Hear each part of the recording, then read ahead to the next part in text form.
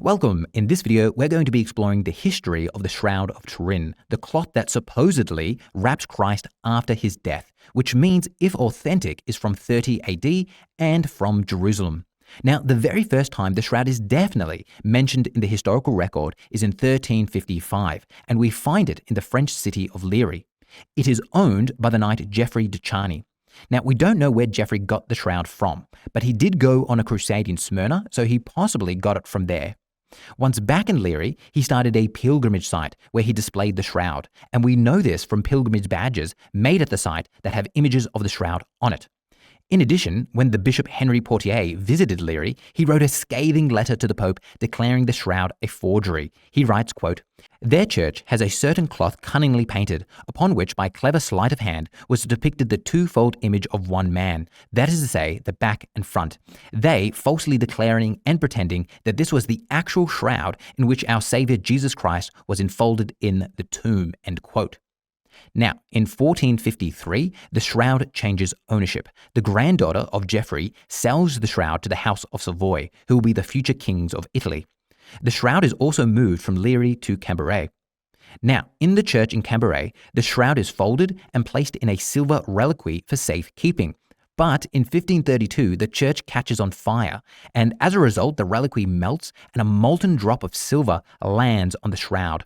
And this is why we have these symmetrical burn marks on the shroud.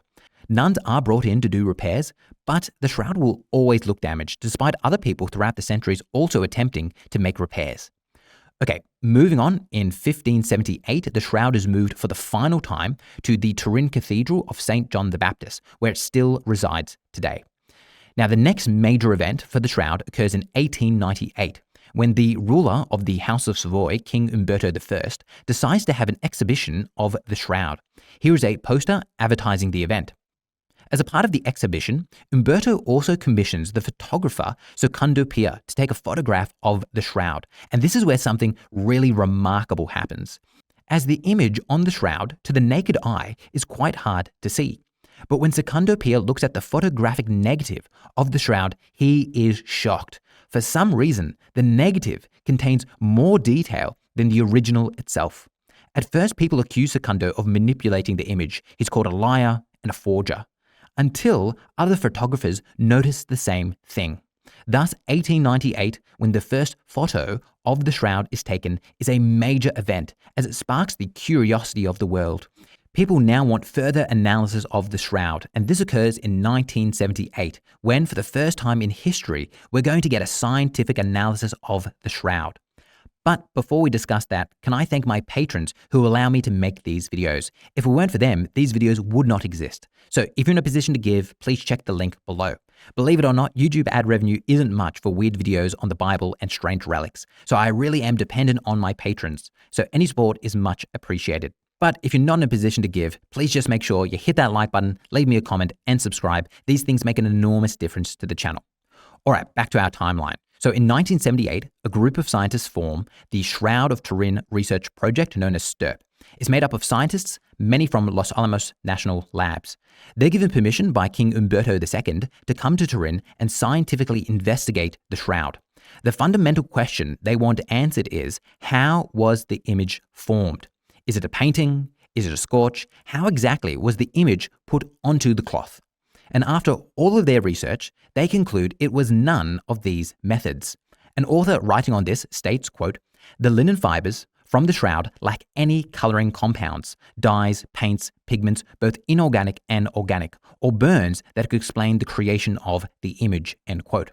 So in other words, we have no idea how the image was put onto the shroud. The final report from STURP says the following, quote, "How or what produced the image continues to be a mystery. We can conclude, for now, that the shroud image is that of a real human form of a scourged, crucified man," end quote.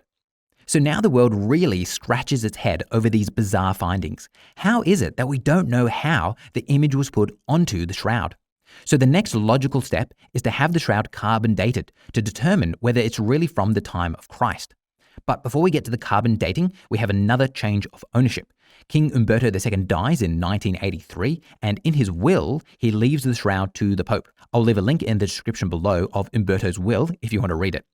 Now, Pope John Paul II decides in 1988 to allow scientists to perform radiocarbon dating on the Shroud.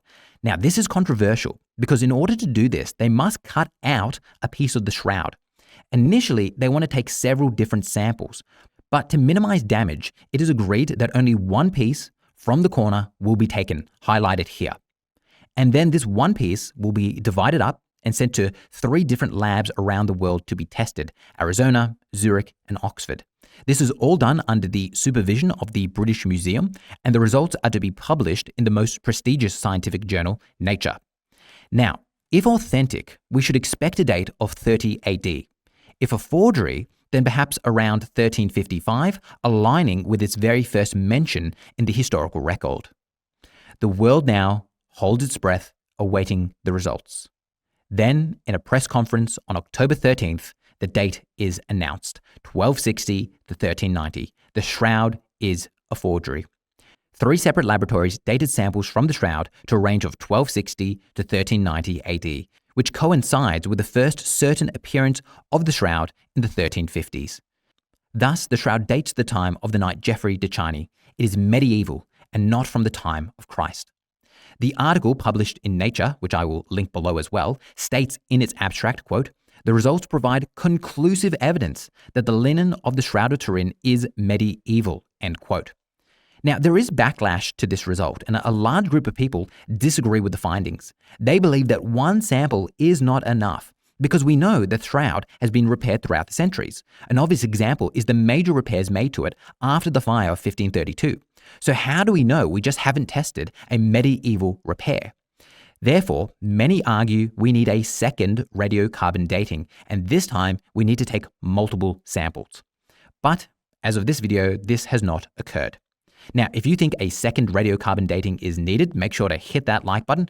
Who knows, maybe the Pope is watching.